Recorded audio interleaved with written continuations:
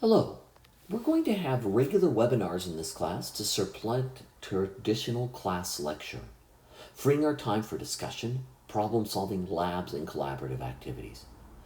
Please do watch for your comprehension. In this first chapter, kinematics, we consider how things move.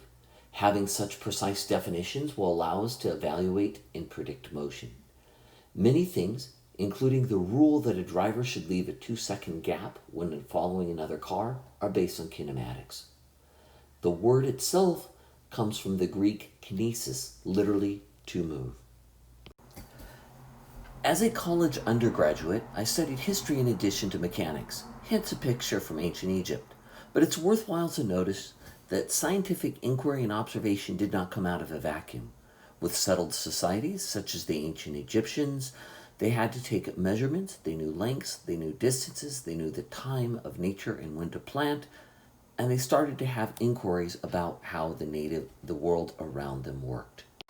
This inquisitiveness extended to the native Hawaiians, who were acute observers of nature and developed their own systems of length and time.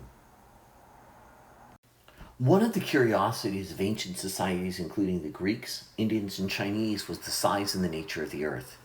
Seeing ships drop below the horizon on the ocean, they knew the earth was curved. 2,300 years ago, Eratosthenes, a Greek, accurately estimated the size of the earth. Rays from the distant sun arrived at the earth parallel.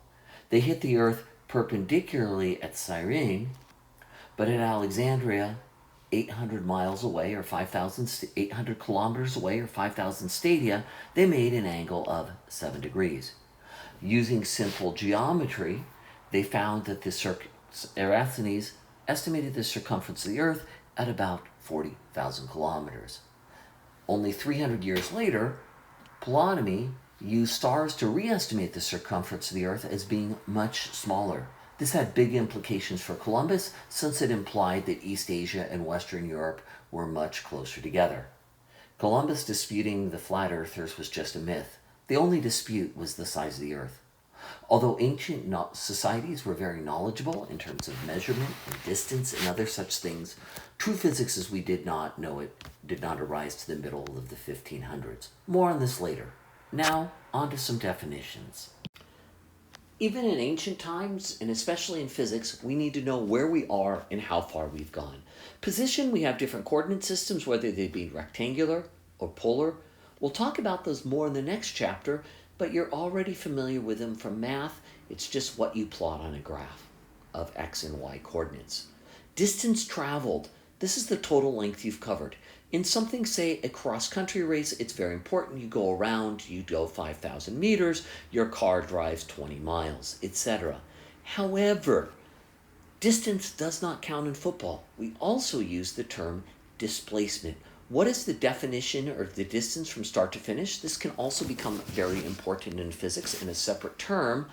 So in this case, we can think about the example of, here we have somebody, say, maybe going on a football run. Well, not too long for a football run, but if they go 70 meters forward and 30 meters back, we'll say that their distance would be 100 meters.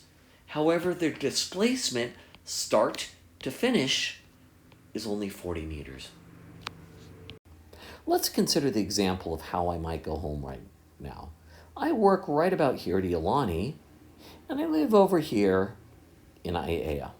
It would be easy for me to go straight from one place to the other. But let's say instead, one day I start out at Iolani and I end up in Aiea, and I take a long circular way around. That would depreciate the mileage on my car, it would cost gas money, etc. That would be my distance, long distance. However, the displacement, all that really matters is, where did I start out? Where did I finish out? So again, we have the matter of displacement versus distance.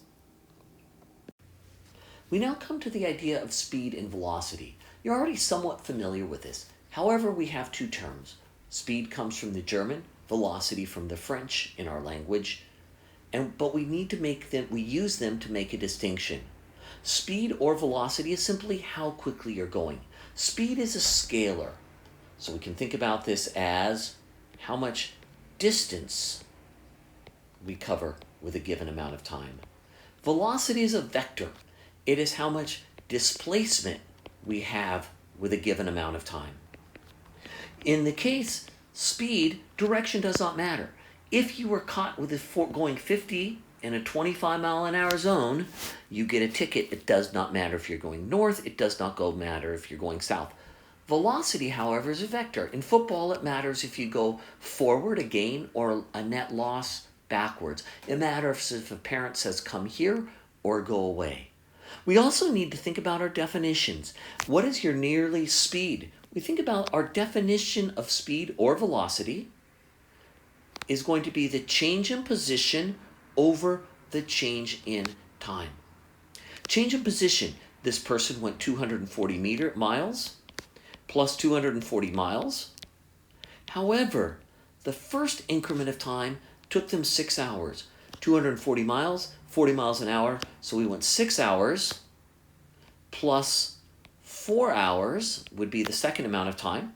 240 miles, 60 miles an hour. This comes out to 48 miles per hour.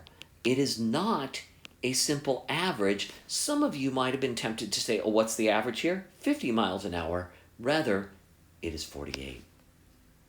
We have some basic definitions of position and time. We can use these to evaluate motion using numbers or using graphs. Let's look at graphs. We're going to have a turtle, blue turtle so you can see it, very, very slowly. This turtle at 0 meters, they're at 0 seconds, they're over here. And then at 2 seconds, they've only gone 1 meter. At 4 seconds, they've gone 2 meters. So if we plot this position, 0, they're here. 2 seconds, they're at 1 meter. 4 seconds, we're coming up. We're at 2 meters. So far, so good. And then they're going at a nice steady pace. 6 seconds, we notice they're at the 3 meter mark. We can get an idea, and actually if we were to predict this into the future, we could maybe see what the turtle is going to do, and then at 4 meters, they are at 8 seconds. And by predicting this into the future, we could think, okay, what is the turtle going to do in the future? So say, for instance, if we made a prediction over here, we could say, where will they be at time 12 seconds? 12 seconds. And we can read off the graph, at 12 seconds, our turtle friend will be at 6 meters. Another thing that we can use from this graph is we can use the slope.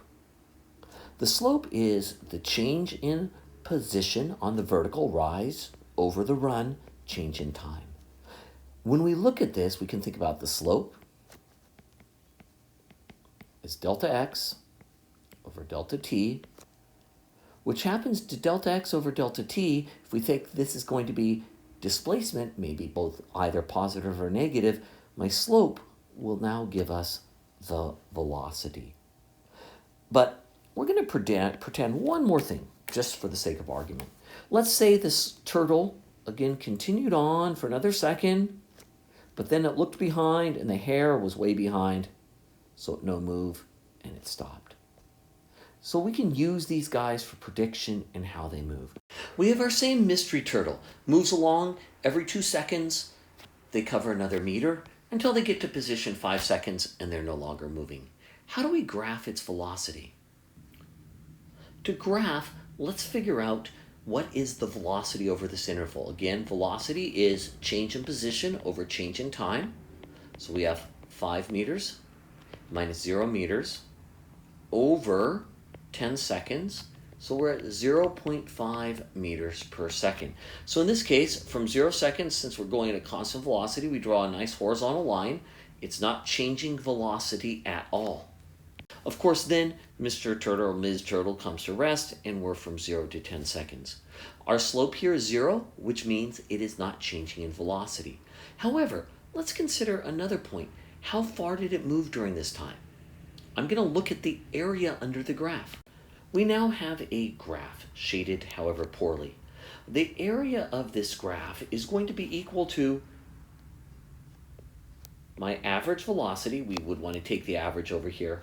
And then down here we think about time. area, average velocity, times the time gives us the displacement. Here we have our displacement is equal to 0.5 meters per second times 10 seconds, or 5 meters. So we see our total has gone 5 meters during this time. Of course, we've gone 0 meters because there's no area here. Let's think about some of these things. What did we learn? Yes, we learned some ancient history and discovered your teacher likes history. We also discovered some things that reviewed how to measure. We talked about distance versus displacement. If we're going from one black X to another, the distance may be all over the place. However, our displacement is simply a nice straight line between the two. We talked about speed versus velocity. Velocity has both, the direction is very important. And then finally, we looked at graphs. X versus t graph, position versus time, our slope, which is the change in position, the rise over the run, change in time, yields us the velocity. And these little vector hats that I draw over it means direction is important. The velocity versus time graph, again, when we think about the area, it's whatever's on the vertical. We can think about average velocity times time will actually give us our displacement. Even for a triangle, go ahead and take the area, you get your average velocity. Thank you very much, and take care.